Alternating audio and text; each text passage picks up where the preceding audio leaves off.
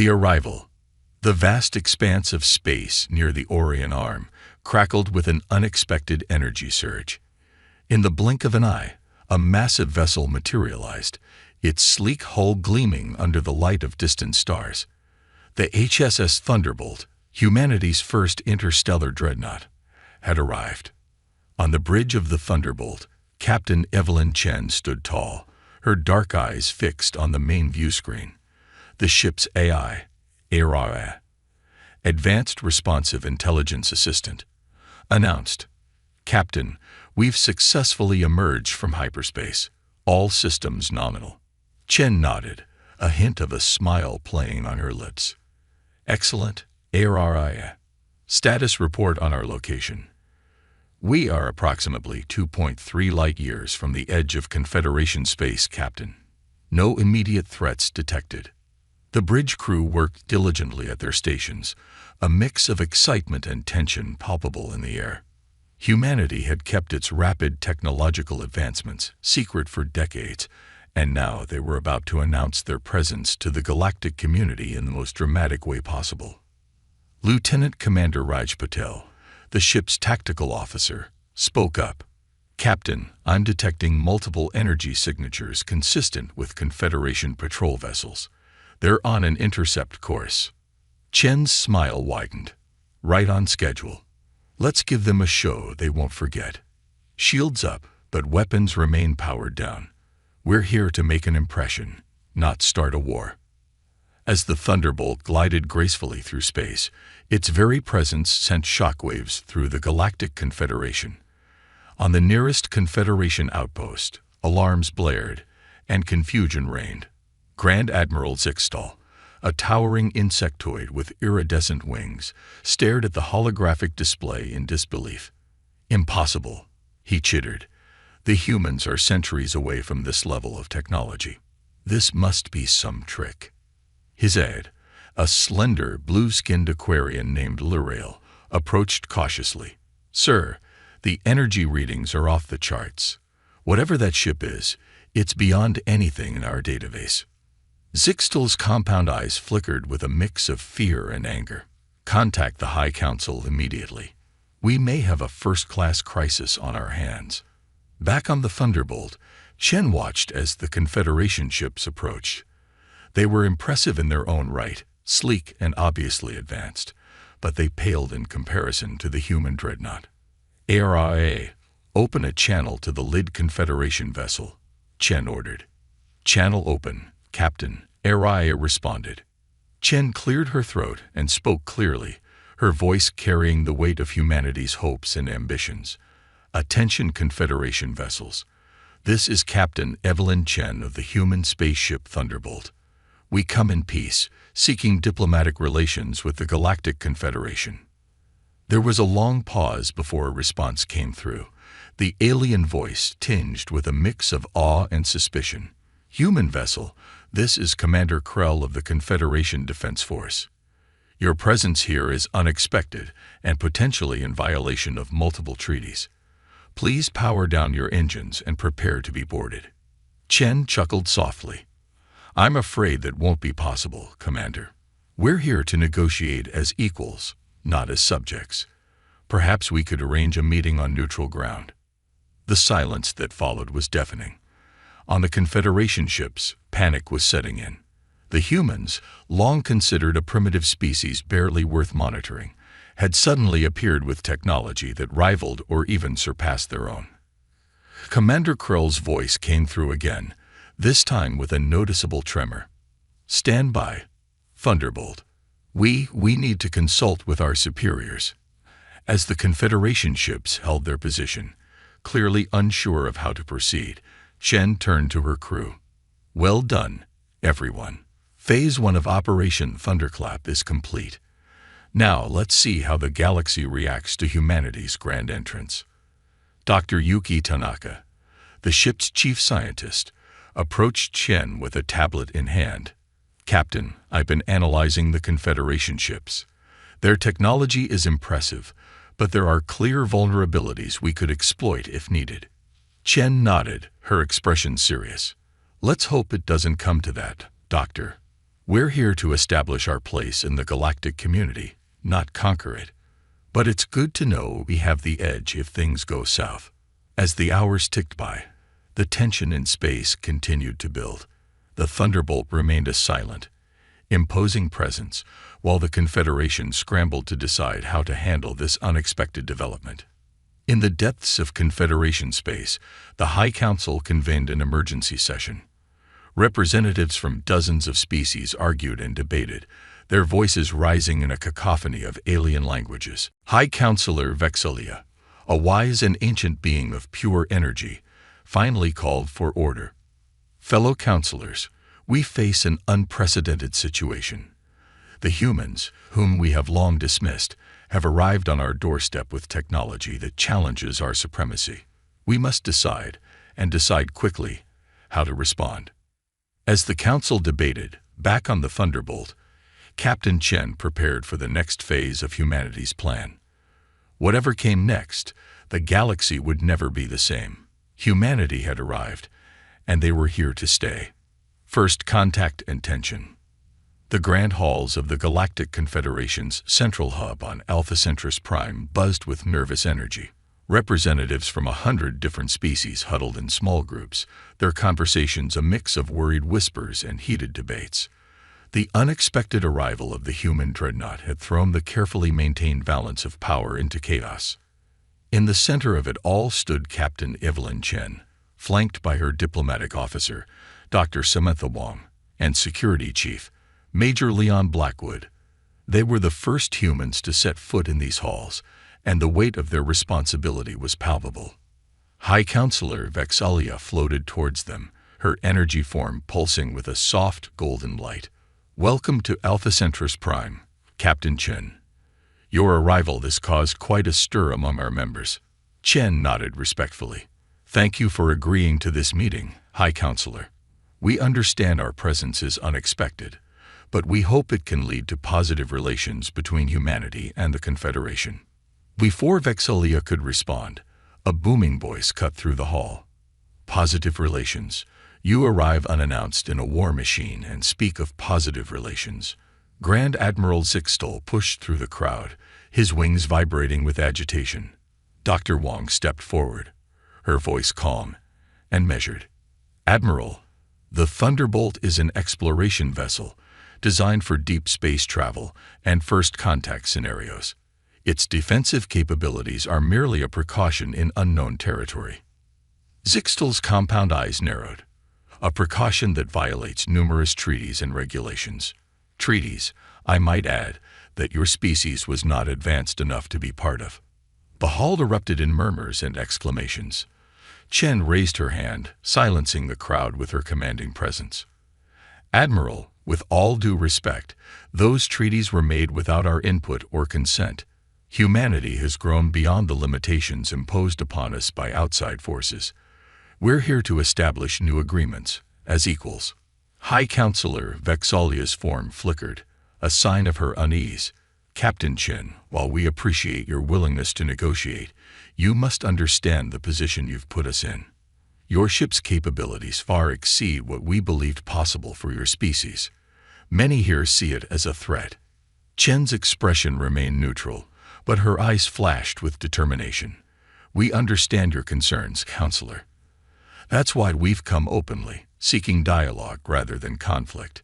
Humanity has much to offer the Confederation. Advanced medical techniques, revolutionary energy systems, and breakthroughs in faster-than-light travel, to name a few."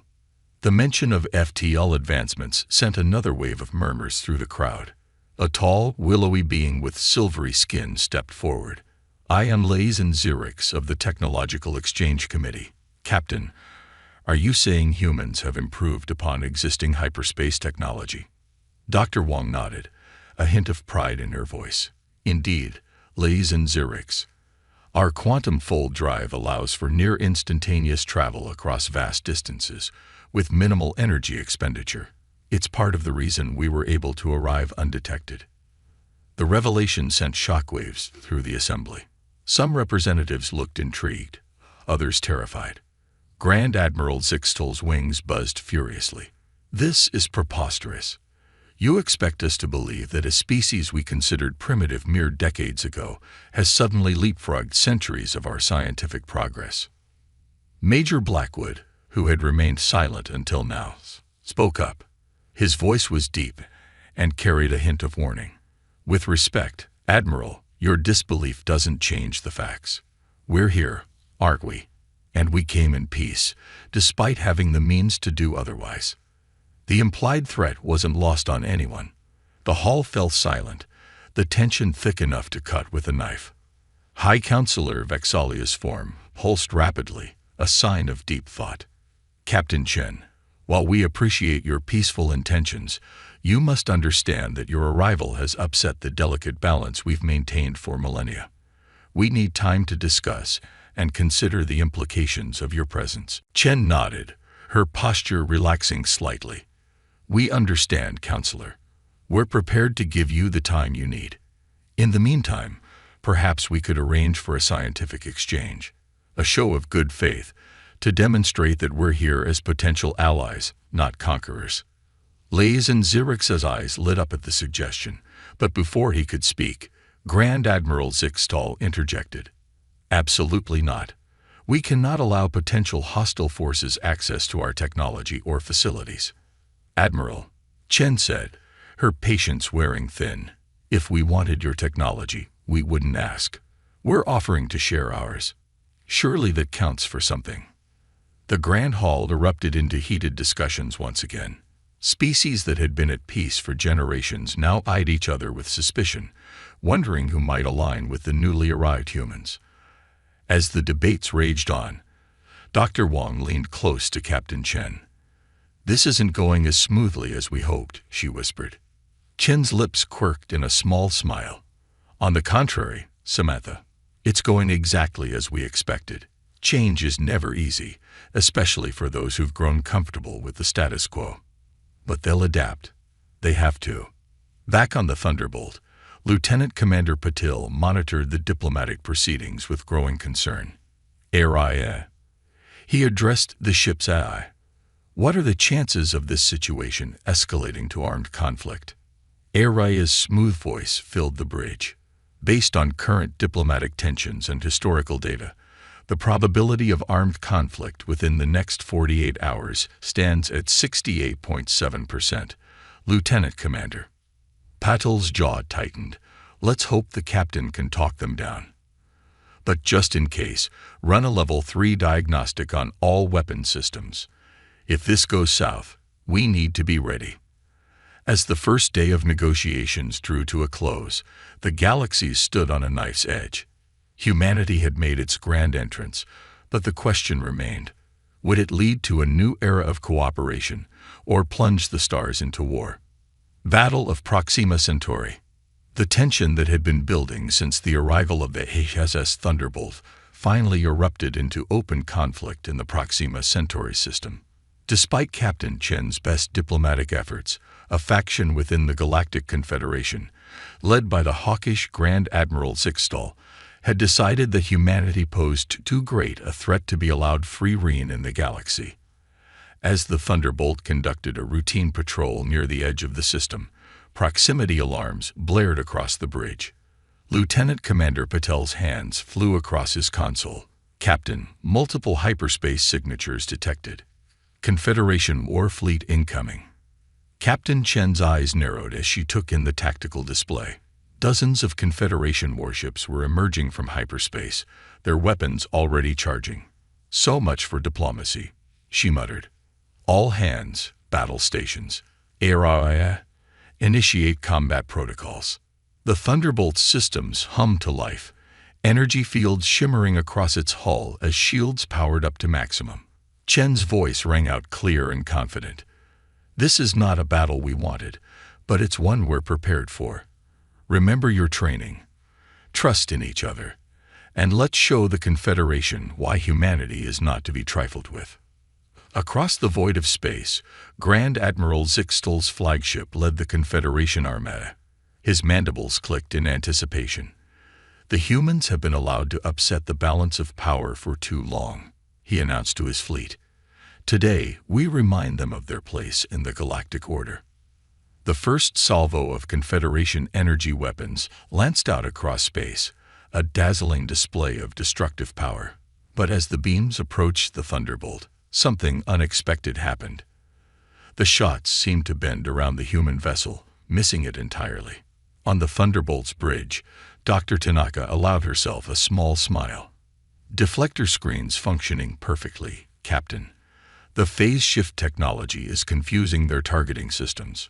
Chen nodded, her expression grim. Excellent work, Doctor. Now, let's return the favor. Mr. Patel, target their lead vessels. Fire at will. The Thunderbolt's main cannon, a marvel of human engineering, came to life. A beam of concentrated energy, tinted a brilliant blue, lanced out towards the Confederation fleet. It struck the first ship dead center, its shields flaring brightly before collapsing. The vessel split in two, secondary explosions ripping it apart. Shock rippled through the Confederation fleet. Their sensors hadn't even detected the weapon charging. Before they could regroup, the Thunderbolt fired again, and another cruiser fell. Grand Admiral Zixtal chittered in fury. Impossible. All ships, concentrate fire on the human vessel. Overwhelm their defenses. The space around the Thunderbolt lit up as hundreds of energy beams and missiles converged on its position. For a moment, it seemed as if the human ship would be engulfed. But as the barrage subsided, the Thunderbolt emerged, its shield still glowing but intact.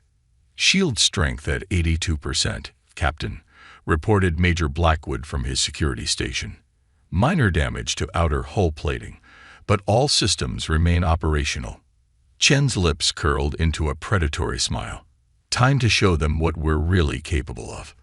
ARIA, initiate Thunderclap protocol. Understood, Captain, the AI responded. Thunderclap protocol initiated. Quantum fold generators spooling up. The Confederation fleet pressed their attack, believing they had the Thunderbolt pinned down. But suddenly, the human vessel simply vanished. Confusion reigned on the Confederation ships. Where did they go? Zixtal demanded. Scan the entire system. Before anyone could respond, the Thunderbolt reappeared, directly in the middle of the Confederation formation. Its weapons blazed to life, striking out in all directions with pinpoint accuracy. Confederation ships, caught off guard, and with their flanks exposed, fell one after another. Quantum jumps successful, Captain, Araya reported. We can perform 3 more before the system requires a cooldown period. Chen nodded. Make them count. Target their command ships and heavy cruisers. Let's cut the head off this snake. The battle raged on, with the Thunderbolt. The battle raged on, with the Thunderbolt appearing and disappearing across the battlefield like a phantom. Each time it materialized, it struck with devastating precision before vanishing again, leaving destruction in its wake. On the bridge of his flagship, Grand Admiral Zixtal watched in horror as his carefully planned assault crumbled. This can't be happening, he chittered, his compound eyes darting frantically between tactical displays. How can one ship be defeating our entire fleet? His second in command, a reptilian saurian named Kussel, hissed in frustration. Admiral, we've lost a third of our ships. The humans' technology. It's beyond anything we've ever encountered. Zixtal's wings buzzed in agitation. No, I refuse to accept defeat. All ships, initiate Protocol Omega. We'll overload our warp cores if we have to, but that human vessel must be destroyed. Back on the Thunderbolt, alarms blared as Araya's voice cut through the chaos. Captain, detecting massive energy buildups in the remaining Confederation ships. Analysis suggests they're preparing to detonate their warp cores. Chen's eyes widened. They're going to sacrifice their own fleet to take us out. Gutsy move. She paused for a split second, weighing her options. Araya, plot a quantum fold jump to these coordinates.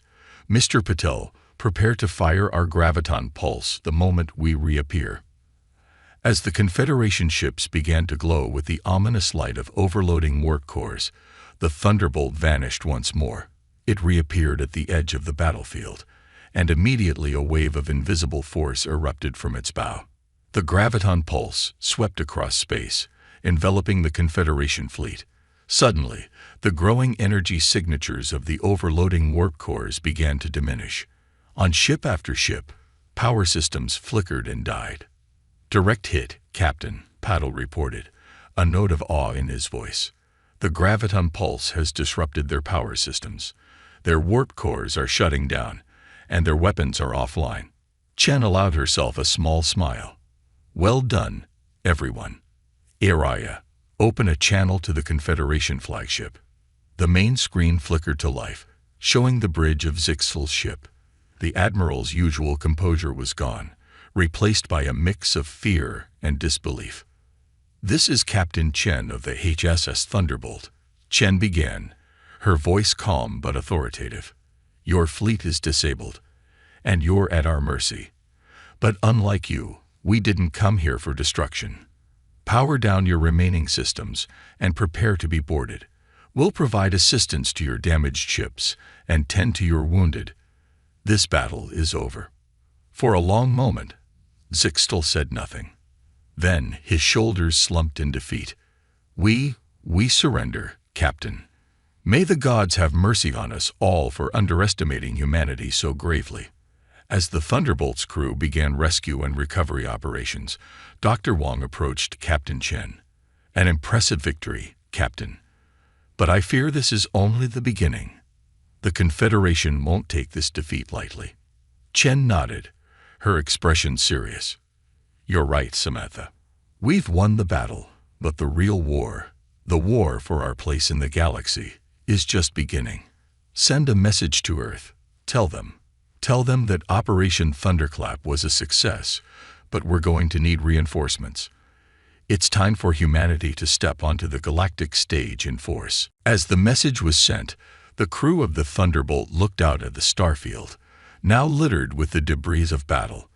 They had faced their first true test in the cosmos and emerged victorious. But greater challenges lay ahead, challenges that would determine the fate not just of humanity, but of the entire galaxy. Turning the tide. In the weeks following the Battle of Proxima Centauri, the galaxy was abuzz with news of humanity's stunning victory. The defeat of a superior Confederation force by a single human vessel sent shockwaves through every corner of known space. Species that had long accepted Confederation rule began to whisper of rebellion, while others sought to align themselves with this powerful new player on the galactic stage. On Earth, the United Earth government convened an emergency session to discuss the path forward. The success of the Thunderbolt had proven that humanity could stand toe-to-toe with the most advanced civilizations in the galaxy, but it had also painted a target on Earth's back. In a secure underground chamber beneath Geneva, world leaders and military commanders gathered.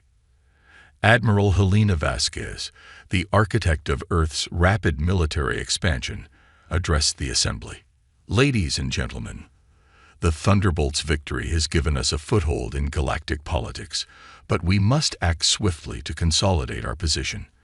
I propose we initiate Phase 2 of Operation Starfall." Murmurs rippled through the chamber. Phase 2 had always been considered a contingency, a plan so ambitious it bordered on the impossible. But now, with the Thunderbolt's success, the impossible seemed within reach. President Adaman Kruma, a tall man with a commanding presence, leaned forward. "You believe we're ready for full-scale deployment, Admiral?" Vasquez nodded firmly. "Mr. President, members of the Council, we've spent decades preparing for this moment. Our shipyards on Mars, Europa, and Titan have been operating at full capacity. We have a fleet of 50 Dreadnoughts ready to launch, each as advanced as the Thunderbolt, along with hundreds of support vessels. It's time we showed the galaxy the full extent of human capabilities." The chamber erupted in excited chatter. Councillor Zhang Wei, representing the Asian Confederation, raised a hand. "And what of the diplomatic ramifications? Surely such a show of force will be seen as an act of war by the entire Confederation." Dr. Ileana Ramirez, Earth's foremost xenoanthropologist, stood to address this concern. "Councillor Zhang raises a valid point. However, our intelligence suggests that the Confederation is far from united. Many member species chafe under the dominance of the Central Powers. A show of strength from humanity might be just the catalyst needed to fracture their alliance. President Nkrumah absorbed this information, his expression thoughtful. After a moment of tense silence, he spoke. "Very well. Admiral Vasquez, you have authorization to proceed with Phase 2. May God have mercy on us all if we've miscalculated." As the council adjourned, preparations began in earnest. Across the solar system, massive ships that had been hidden in underground hangars and asteroid bases were brought to life. The pride of human engineering, and the culmination of decades of reverse-engineered alien technology. Each vessel represented the pinnacle of military might. In deep space, aboard the Thunderbolt, Captain Chen received the transmission from Earth. As she read the orders, a mix of pride and apprehension washed over her. "Araya," she called out, "set a course for the Arcturus system. It's time to rendezvous with the fleet." Days later, in the Arcturus system, a sight unfolded that would have been unimaginable just years before. 50 dreadnoughts, each the size of a small city, assembled in perfect formation. Alongside them, hundreds of cruisers, destroyers, and support ships took their positions. At the head of this armada, the Thunderbolt stood proudly, a testament to human ingenuity and the tip of the spear that would reshape galactic politics. Captain Chen stood on the bridge, surveying the fleet. Lieutenant Commander Patel whistled softly. "It's something, isn't it, Captain? To think, all this was built right under the Confederation's nose." Chen nodded, a small smile playing on her lips. "Humanity's greatest strength has always been our ability to unite in the face of external threats, Raj. The Confederation thought they were keeping us contained, but they were really giving us the motivation we needed to surpass them." As the fleet prepared to move out, news of its existence spread like wildfire across Confederation space. On Alpha Centaurus Prime, the Galactic Confederation's capital, panic set in. High Counselor Vexalia's energy form pulsed erratically as she addressed an emergency session of the Council. "Esteemed colleagues, we face an unprecedented crisis. The humans have revealed a military force that rivals our own. Our options are limited. We must either sue for peace or commit to total war." The council chamber descended into chaos as representatives argued vehemently. Some called for immediate surrender, while others demanded a fight to the last ship. In the midst of the uproar, a calm voice cut through the noise. Liaison Xerix, who had been fascinated by human technology since their first contact, spoke up. "Members of the council, I propose a third option. Instead of fighting the humans or capitulating to them, why don't we seek to ally with them? Their technology, combined with our resources and established interstellar infrastructure, could usher in a new golden age for the galaxy." His words gave the council pause. It was a radical proposal, but in the face of humanity's unexpected might, radical solutions were needed. As debates raged in the Confederation capital, the human fleet began its advance. System after system fell under human control, not through violence, but through a carefully orchestrated display of overwhelming force coupled with diplomatic outreach. Planets that had suffered under Confederation rule welcomed the humans as liberators. Species that had been denied membership in the Confederation due to arbitrary technological requirements now found a willing partner in humanity. In the Sirius system, a key Confederation stronghold, the human fleet faced its first major resistance. A Confederation battle group, hastily assembled from the remnants of their once proud navy, stood in opposition. Captain Chen, now serving as admiral of the human fleet, opened a channel to the Confederation commander. "This is Admiral Chen of the Human Expeditionary Force. We have no desire for bloodshed. Stand down, and we guarantee the safety of your crews and the sovereignty of your homeworlds under a new galactic order." For tense moments, there was no response. Then, to everyone's surprise, the Confederation ships began powering down their weapons. The commander's voice came through, tinged with a mix of resignation and hope. "We've seen what a single human ship can do. Admiral, we have no wish to face a fleet. Moreover, many of us have grown disillusioned with the Confederation's leadership. Perhaps it's time for a change. As news of the Sirius system's peaceful transition spread, more and more Confederation worlds began to declare their independence, throwing their support behind the human-led movement. The tide of galactic politics was turning, and humanity was at its crest. Admiral Chen, standing on the bridge of the Thunderbolt, watched as the galactic map updated in real time, showing the rapidly changing political landscape. Dr. Wang joined her, her eyes wide with wonder. It's happening so fast, Wang marveled. In just a few weeks, we've reshaped the power dynamics of half the galaxy. Chen nodded, her expression a mix of pride and caution. We have, Samantha. But the real challenge lies ahead. It's one thing to topple an old order. Building a new one, a just one, that's the true test of our species. As the human fleet continued its advance, the galaxy held its breath. The age of the Confederation was ending, and a new era was dawning. An era that would be shaped by the ingenuity, determination, and spirit of humanity. A new galactic order. The Grand Chamber of the new Galactic Alliance on the neutral world of Harmony was a marvel of engineering and diplomacy.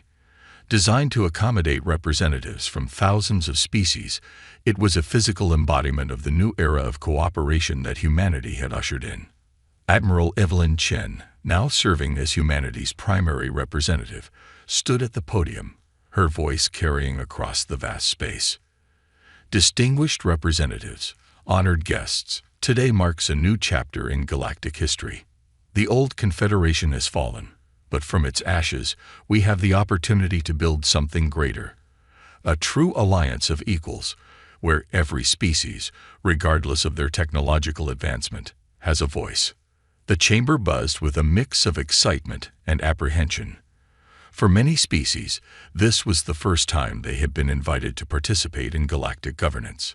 Others, particularly those who had held power in the old Confederation, watched warily, unsure of their place in this new order. Liaison Xerix, now representing a coalition of former Confederation worlds, stepped forward. Admiral Chen, while many of us appreciate the opportunities this new alliance presents, there are concerns. Humanity's military might is unmatched. How can we be assured that this isn't simply trading one set of overlords for another? Chen nodded, acknowledging the valid concern. A fair question, Liaison. That's why the first act of this alliance will be the establishment of the Galactic Oversight Committee. This body, composed of representatives from all member species, will have full transparency and veto power over human military operations. We came here to join the galactic community, not to conquer it. This announcement sent a ripple of surprise through the chamber. It was an unprecedented move. A dominant military power voluntarily submitting to oversight. Dr. Samantha Wang, now serving as the head of the Alliance's scientific exchange program, stepped up to the podium. Furthermore, we propose the creation of the Galactic Scientific Cooperative. This organization will pool the knowledge and resources of all member species, ensuring that technological advancements benefit everyone, not just a select few. The chamber erupted in excited chatter.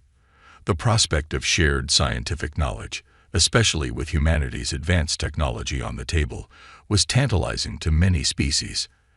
As the session continued, more proposals were put forward.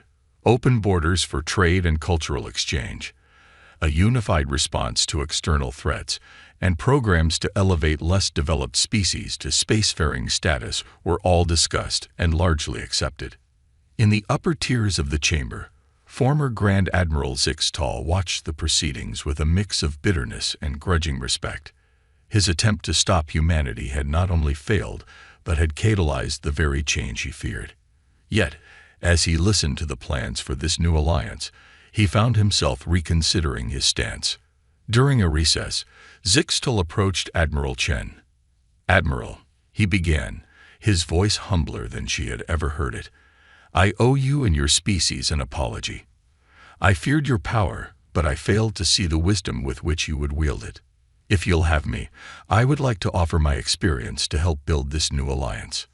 Chen studied the former admiral for a moment before extending her hand in the human gesture of reconciliation. Your experience would be invaluable, Admiral Zixtal. The goal was never to defeat the Confederation, but to create a better galaxy for all. I'm glad you can see that now. As the session resumed, the atmosphere in the chamber had shifted. The initial wariness had given way to cautious optimism. Species that had been enemies for generations were now engaged in productive dialogue, finding common ground and shared aspirations. High Counselor Vexelia, her energy form glowing with renewed vigor, addressed the assembly. My fellow beings, I have lived for millennia and seen the rise and fall of many galactic powers. But never have I seen a transition like this, from conflict to cooperation in such a short span of time. The humans have shown us a new path, one of unity and diversity.